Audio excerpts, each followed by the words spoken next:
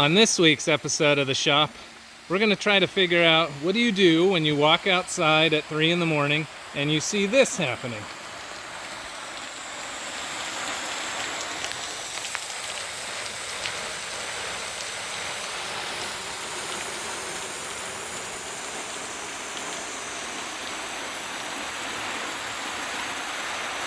Water leaks can be an interesting problem because if you don't know how to shut off the water, they could be impossible to fix. So we're going to start at the street today and work our way towards all of the shutoffs of the house so you can figure out how to shut off your water leak.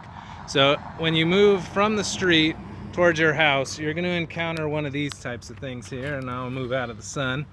And what this is a water meter, and you can pop these things up and there's a meter under there and a valve that you can shut off, and this is your main water supply to your house.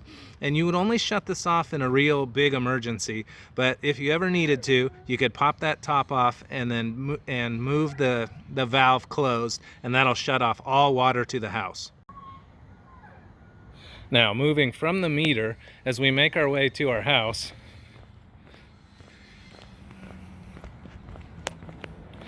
you're going to get to a valve, and this is called your water main. And on ours I have two, because I have one that shuts off all the water and I have one that shuts off the water to just the backyard.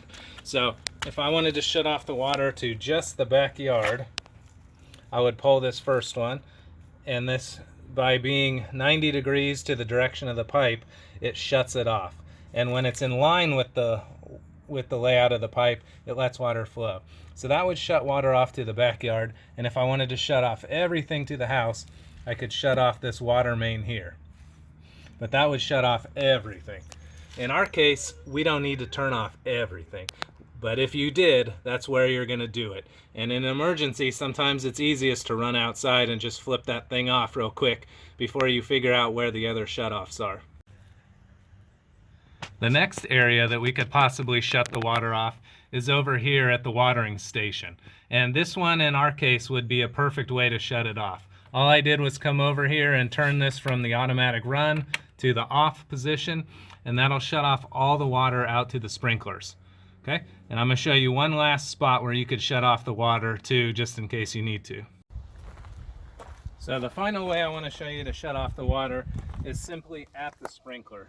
You'll see these sprinkler heads in your front or backyard, and there's a little solenoid up here. And when you unscrew this solenoid, it turns the sprinklers on, and when you turn it clockwise, it turns them off. So this is another spot where you could possibly turn the water off. But it's very important that you understand, you got to know where to turn the water off, otherwise you won't be able to work on your sprinkler problem. Now that we've got the water shut off, we can go ahead and start looking at the parts that we need to replace this sprinkler. In our case, one of these little green spigots popped off, so it should be a relatively easy fix. All we should need is this little cap here that has all the parts included on it. It should just screw right off and screw back on. So the only things that we should need are this little sprinkler head and then the Teflon tape. But I also like to have these 6-inch risers on hand. These things here are what connects the sprinkler down into the main sprinkler line. And oftentimes these will get cracked or broken, or as you're working with them, they'll be gummed up and they won't be reusable. So sometimes it's good, because you're going to need these, to just have them on hand. The packages are very cheap. They're like $1 to $3 for a pack of a couple of them. And so it's a good idea just to have those little 6-inch risers on hand. I also have a sprinkler here because I'm going to also show you, if the repair is a little more involved, how you do that as well. And then below it I have a kneeling pad. Any job outside, it's a good idea to have a kneeling pad just to make it more comfortable on yourself, so you're more willing to do it. So now we're going to go ahead and start the replacement process. I'm going to just try to peel some of these rocks away.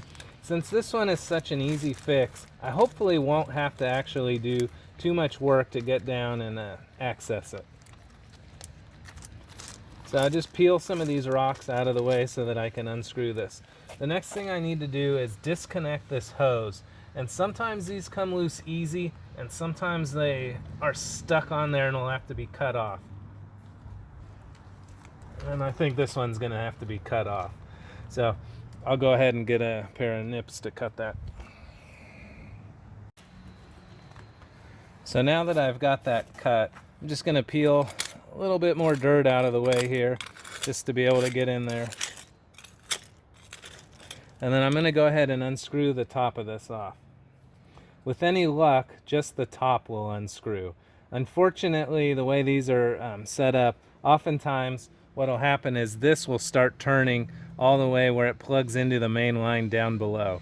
So if you start to see this turn, it's a good idea to go grab a pair of pliers or something and get a good grip on this so that you can turn the head of the sprinkler off without turning this out from the bottom, because otherwise all that dirt will fall into the sprinkler line and you'll have more work on your hands.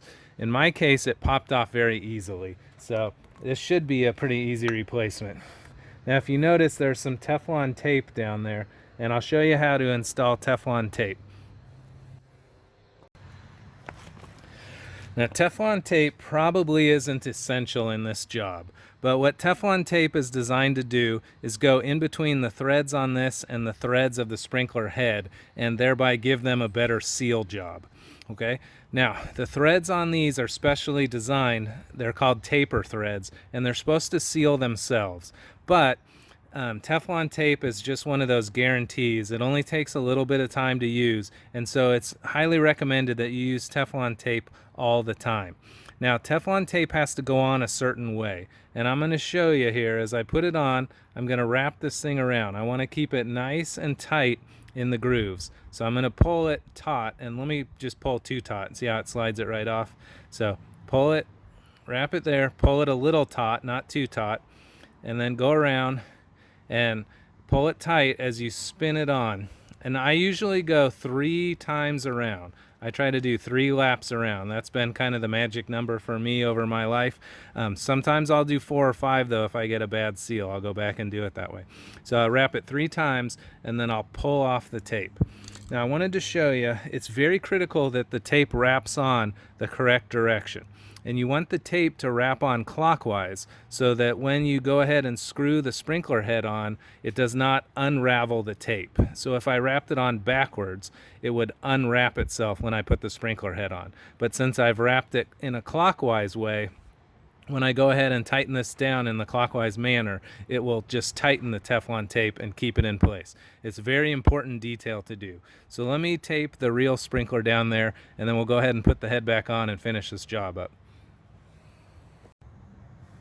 So now that I've got it taped, we'll go ahead and put the sprinkler head back on.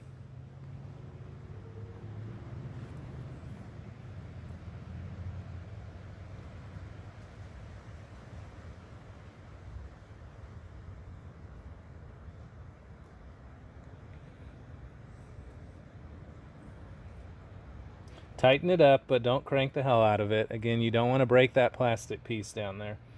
So I'm just going to turn it just a little bit more so that it lines up with my tube. And then I'm going to pull off the one little cap that I'm not going to need. And now I can go ahead and put the hose back on. And we'll just push that on. Be delicate as you're doing this. Don't force it too much because these things are plastic and they're easy to snap off. And then we'll be right back into the situation we were that started this whole mess.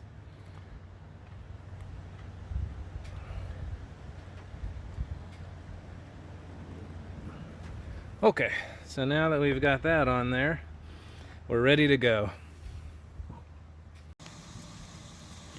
I'm back over at the sprinkler, and this is a good time to talk about Murphy's Law. I didn't trust myself enough to leave the camera over here while I turned it on to test it, just in case the sprinkler head blew off and started spraying all over the camera. We call that Murphy's Law. Anything that can go wrong will go wrong, and unfortunately it's a real part of shops. Whenever we do these types of fixes, we always want to test it and make sure we haven't had anything go wrong on us. It's very easy to have multiple problems because they don't always show up until you fix the first problem. So in this case it looks pretty good, and I think we can move on to the sprinkler.